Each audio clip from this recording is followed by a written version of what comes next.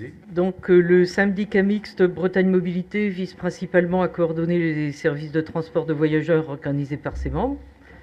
Cet objectif est louable et nous sommes favorables aux services d'information multimodale et d'intermodalité billettique, de même que de se diriger vers des titres de transport unifiés.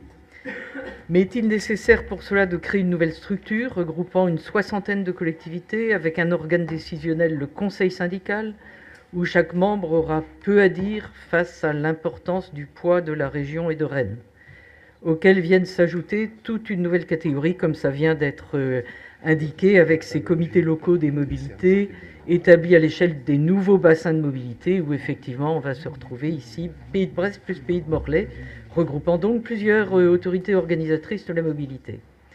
Alors, au-delà des compétences obligatoires, qui peuvent sembler effectivement de bon sens, la porte est ouverte à toute une série de compétences optionnelles, dont la région s'est fait d'emblée la promotrice.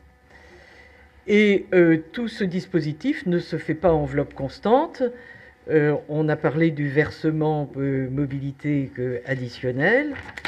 Un premier budget a été établi de l'ordre de 2 millions.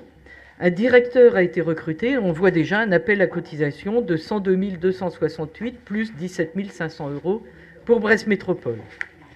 Alors, quels seront demain les projets que Bretagne Mobilité voudra faire financer, puisqu'effectivement, il y a toute une palette qui a été citée par le rapporteur et qui figure d'ailleurs dans un tableau annexe de la Convention.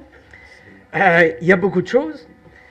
De quoi va-t-on s'emparer? Quelles seront les priorités? Alors, on en voit une, évidemment, depuis la labellisation d'un CERM régional breton, qui est le projet qui est mis en exergue pour créer Bretagne Mobilité. Eh bien, on n'a pas eu beaucoup de précisions sur les priorités à l'intérieur de tous les projets qui y figurent. Pour nous, ce cadrage aurait dû être fait avant la création de toute structure nouvelle.